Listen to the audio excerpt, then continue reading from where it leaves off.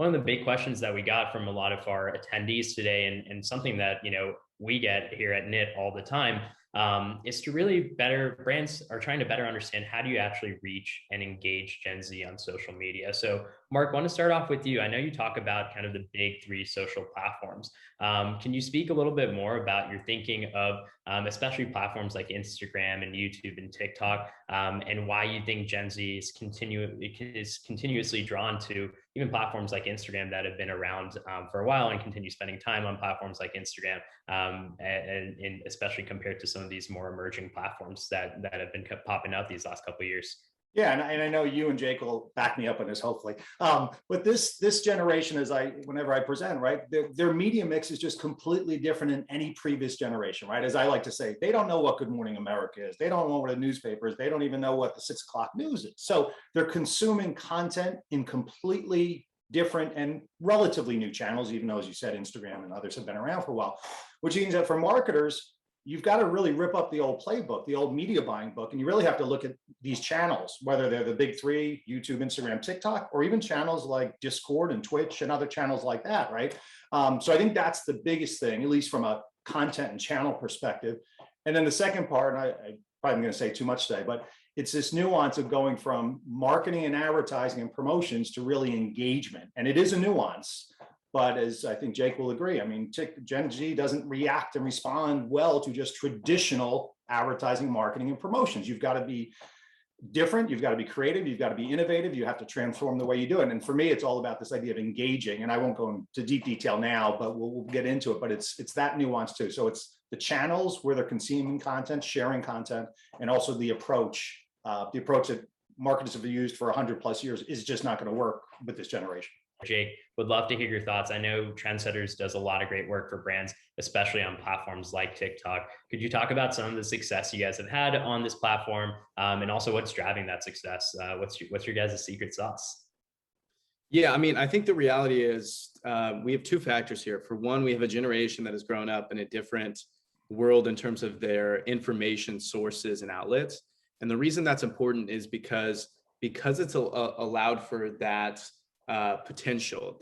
Ultimately the internet, it democratizes everything. Where say you're interested in frisbee golf. Well, there's no frisbee golf magazine. There's no frisbee golf on TV. There's no frisbee golf club at your school probably. And so if that's an interest and a passion of yours, and you're a high school student, how are you ever going to cultivate that further? You probably won't. It's going to die off, and it's never going to become a core to who and what you are likely.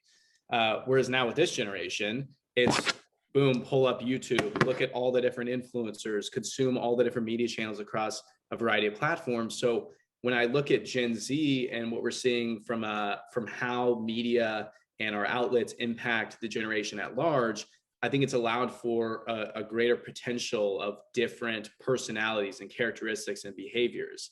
And then additionally, in terms of some of the platforms, I think what we've seen with TikTok, it's obviously the hot Gen Z platform, but really it's a platform that we haven't seen the potential for scale ever before. We just launched a campaign about a month ago with PacSun, hashtag Get Your Jeans On. We created a custom audio. We rolled it out with influencers. We had a shoot on the beach, and we had a bunch of influencers post with the custom audio.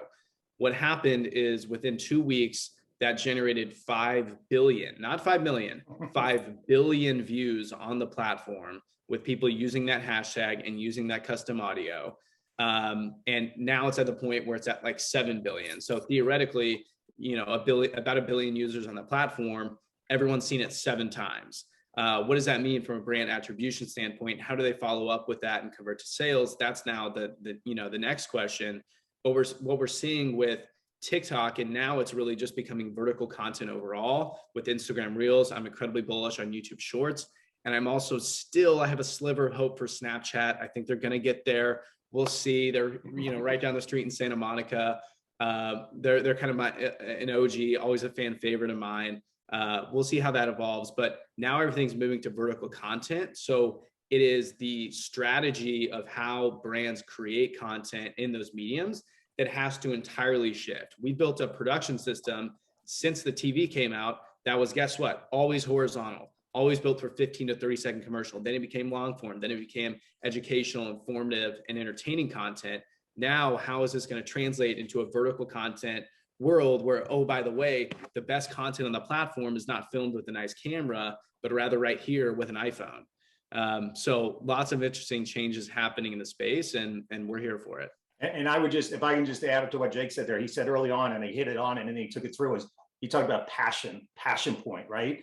And I agree with him completely, right? It's these passions, right? Gen Zers have these passions that can be maybe considered niche, but there's others who share those passions. And for brands, I think there's ways that if you authentically can get involved and immerse yourself in these passion points, you can then create, fans of your brand. If it's truly authentic and genuine and all that, but I think Jake's spot on. It's these communities of passion, whether that's your favorite music act, sports team, or whatever it might be. Huge opportunity there. Yeah. To echo that, Mark, the number one thing that we've seen in our research that Gen Z looks for in content is actually authenticity, right? So it's really owning your brand, owning that passion, owning that niche that your brand represents, and that's what's resonating the most with Gen Z.